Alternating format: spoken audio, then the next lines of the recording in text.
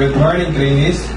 Good morning, sir. Before we proceed to our main session, let's have an activity. This activity called for Fix One Word. I will show you a picture and you need to guess it. Are you ready? Yes, sir. Okay. Let's start. What is this? Carla?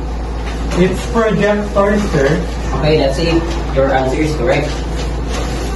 Correct. Very good. Second, what is this? Asha? Laptops. Okay, that's it. Your answer is correct.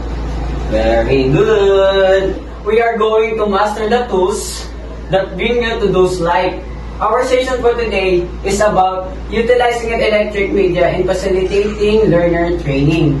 Before we start our today's session, I'm going to hand you out the self-check assessment papers.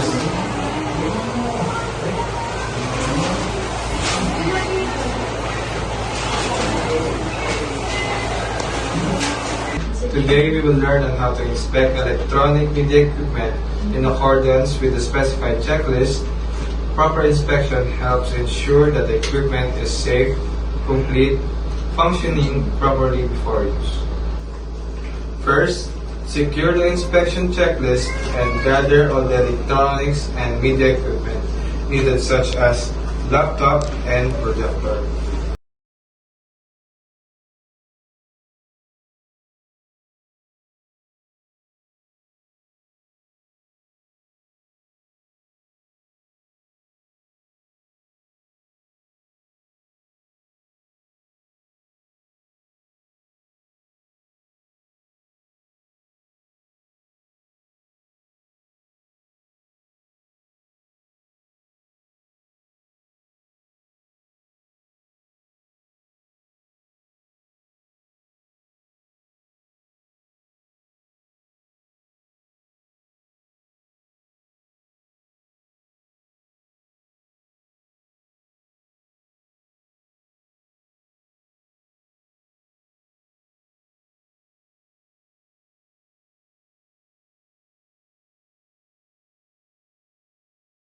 Where do we usually use the projector?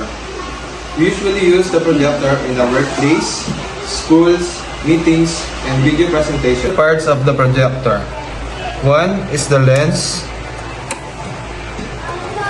and the adjustments settings. Here is the air filter of the projector. Buttons of the projector settings, the exhaust fan, and the plugs. Turn on the equipment one by one to test if they are functioning properly.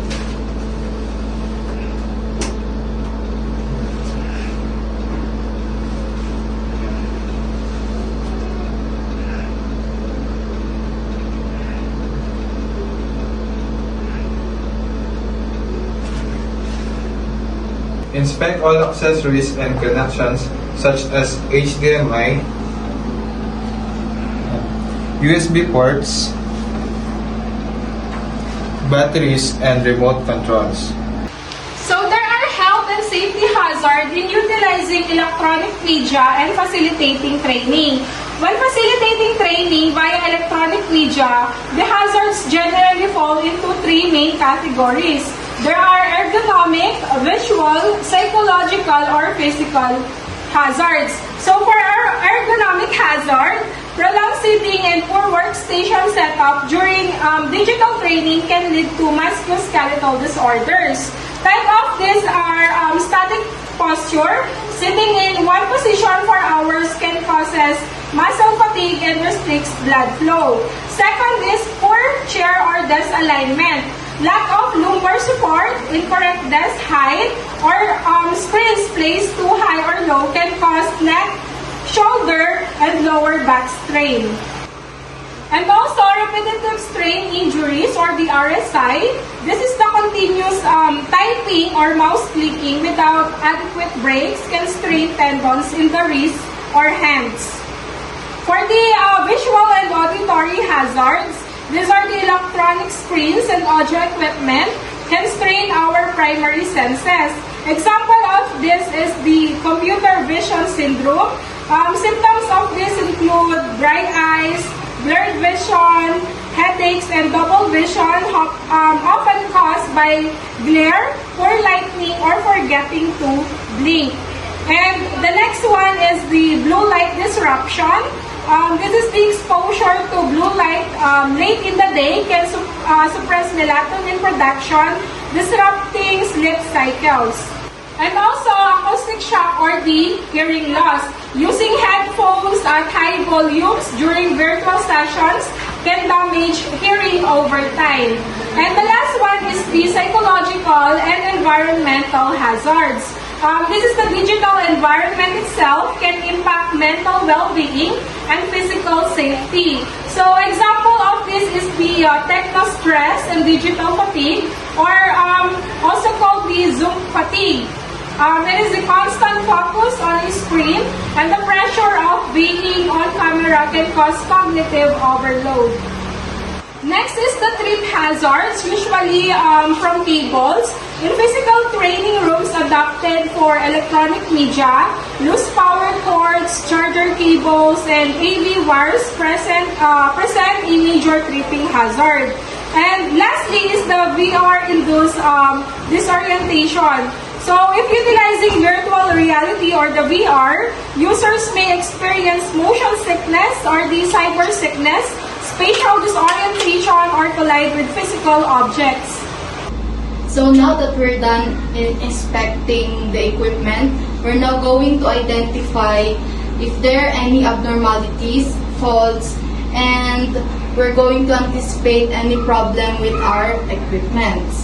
So now we're going to test run each equipment to check their performance, and like the power button, just like we do a while ago, the display,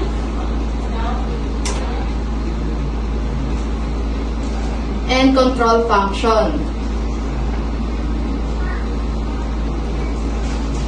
And connection stability. We're going to check if we're connected in the connection so that we're going to have a continuous workflow. And note that any misfunction like error message, distorted output, and slow response, or like logging equipment or overheating equipment and loose connection or damaged parts of the equipment. And lastly, and we're going to analyze also the possible causes and anticipate risk. Example, the power failure or power interruption. And also the signal loss, if there are any loss of connection, it is really possible that we cannot work continuously because of the loss of signal. And also the device crash that may occur during training session. And lastly, we're going to list down all faults and potential problem areas, and we're going to backup solution or alternative solution like plan A or plan B, so that we're going to work continuously and smoothly with the equipment. So, which is the plan A and plan B? And we need to consider bringing an extra HDMI, which I always do, so that we can prevent the unseen or unexpected problem or circumstances. And now, after checking the projector's abnormalities, let's proceed to projector's resolution in echo mode. So, means resolution is the image sharpness or the numbers of pixels. So, we have common types numbers of pixels. So, we have SVGA, XGBA, WXGA, Full HD, and 4K. So, the rule in making the resolutions of laptop, you need to match the laptop outputs to projector's native resolution. Then, if not, the image gets blurry. So next, you have the echo mode or the lamp saver. It means dimmer light to 70 to 80%. So the pros of using the eco mode is longer lamp life, save money, and less heat from the projector. While the cons of using the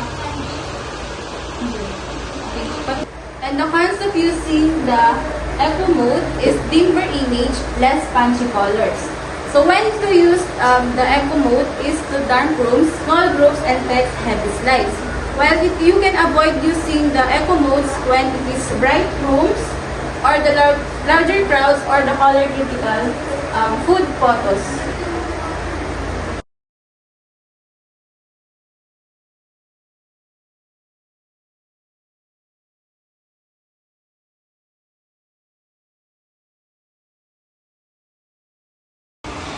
Now, trainees, this is how we operate the projector.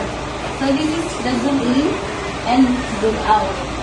Also, this is the vision and the alignment. Now, who wants to try? Now, who wants to try to adjust the alignment of our projector? Yes, Asho?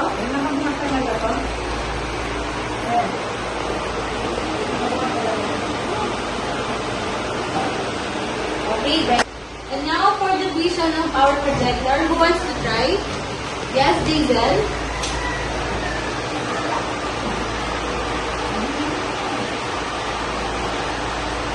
Okay, very good. And now, who wants to try for the zoom in and zoom out of our projector? Yes, Micah?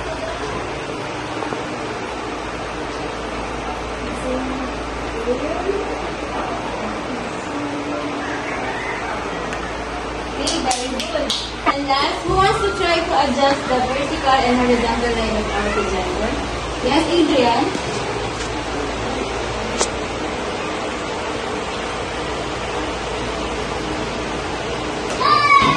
Okay, very good. Please give yourself a round of applause for doing our activity very well.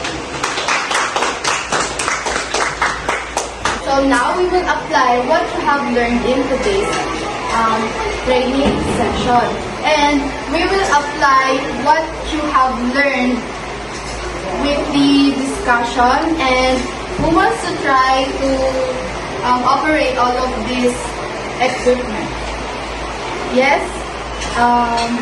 The tablan.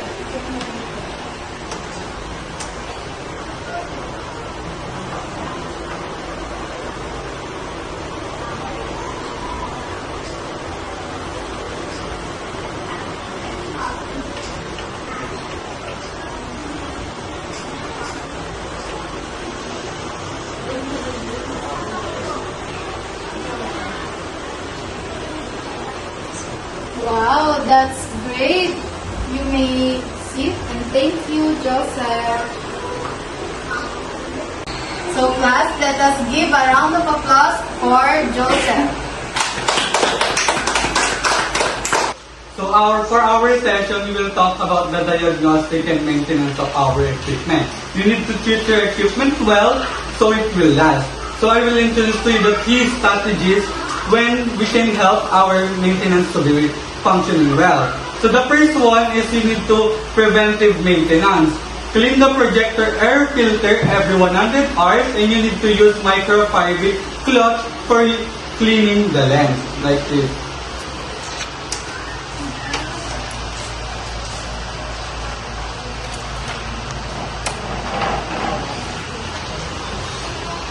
The second one is diagnostic tools. Use the projector internal menu to check the proper usage of the projector. The third one is system check. Regularly update your laptop graphic drivers to ensure compatibility with the newer design.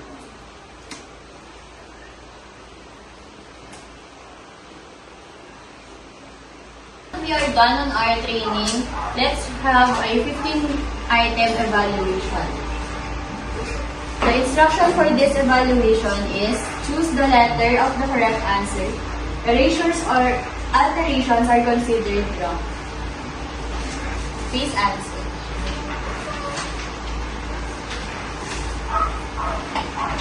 Ilang. Answer honestly based on what you've learned on today's training. If you're already done, you may pass your papers.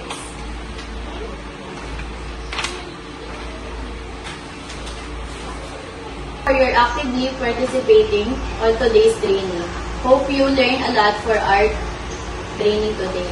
As we end on our training session, always remember that proper use of equipment, preparation, and safety practices help make training more effective and successful. Thank you everyone and have a great day. I appreciate your cooperation during the training. You all showed teamwork, participation, and willingness to learn. I encourage everyone to continue practicing the proper use of electric media in everyday life.